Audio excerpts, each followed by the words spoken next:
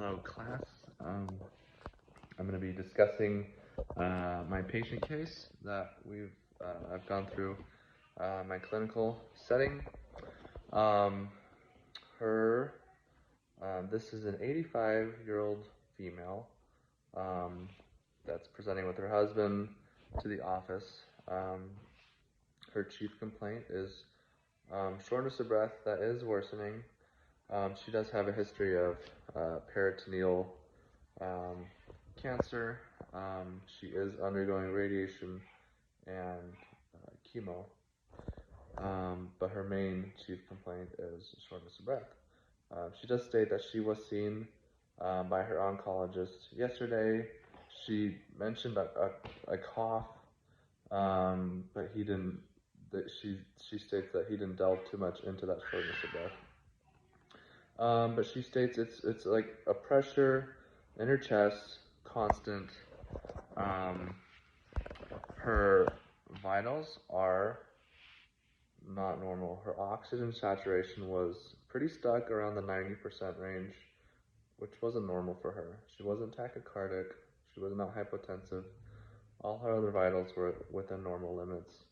On lung assessment, every lung field was clear to auscultation.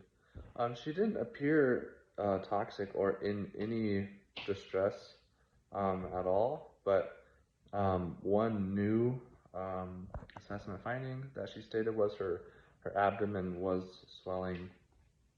It did appear significant that there was significant ascites in her belly, that it was smaller before, but it was increasing. So we attributed the shortness of breath to the growing ascites in her belly. It was borderline with the 90%.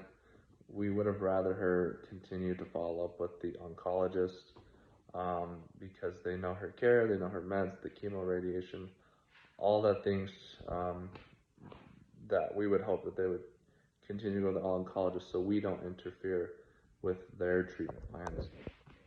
Anyways, we reached out to the oncologist and he did recommend sending her to the ED to expedite a drainage of her ascites.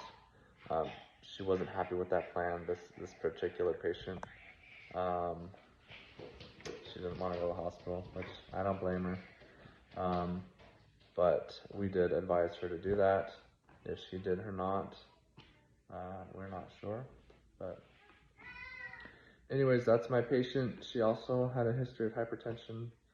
No other pertinent medical problems. And yeah, that's my case. Thanks.